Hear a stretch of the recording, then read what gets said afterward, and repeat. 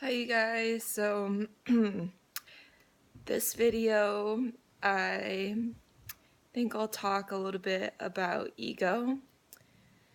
So I posted, the first video was about blame versus empowerment, and the second video was about tapping into compassion and how, when you're triggered and you release anger, coming from that place can be really off-putting to other people.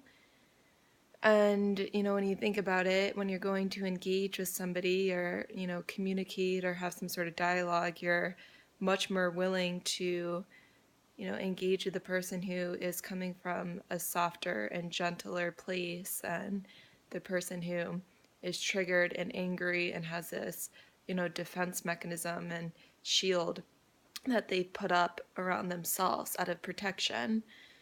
So, trying to tap into that wealth of compassion that we all have the capacity to feel. And one way in doing so is really seeing your own feelings and needs, and also trying to understand the other person's feelings and needs. And a good school of thought to study, if you're interested in that, is called Nonviolent Communication by Marshall Rosenberg.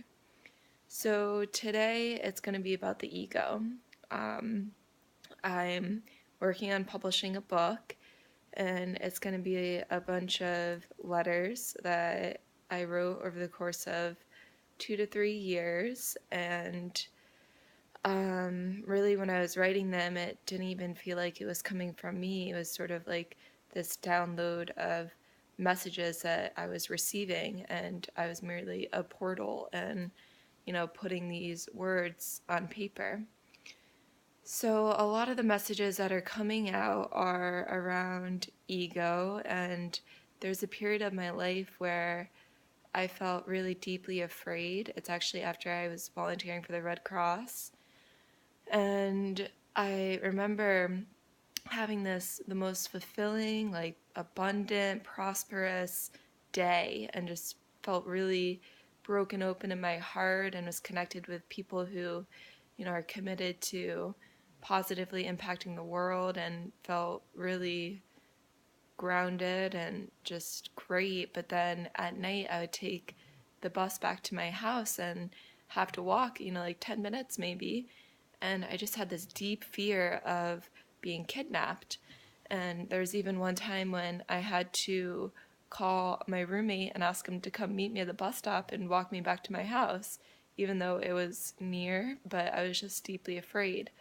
So, and this fear has come up other moments as well in my life, and I realized that, it's not an actual fear. It's not, I'm not safe. I'm not, it's not, there's a threat that's in my life and I'm in danger. It's more of, an ego fear that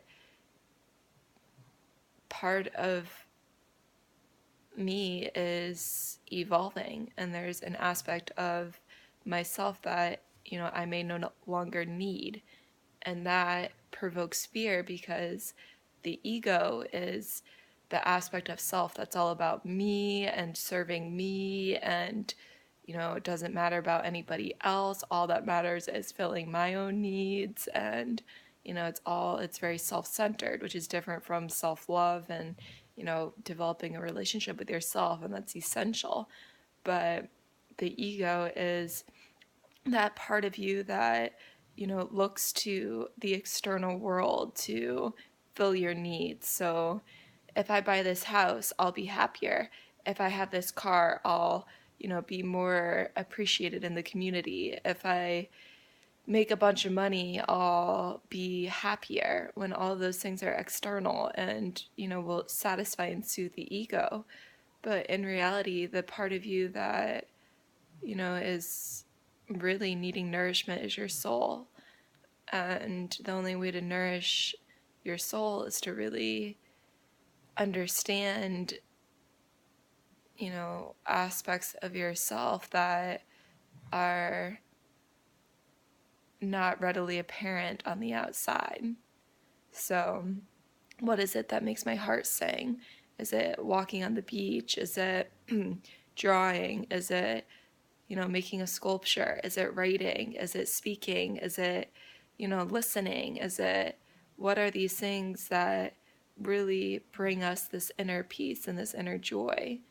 And so, yeah, just try and bear that in mind and maybe go through your day today and, delve deep and come from a place of soul gratification versus ego artificial fulfillment.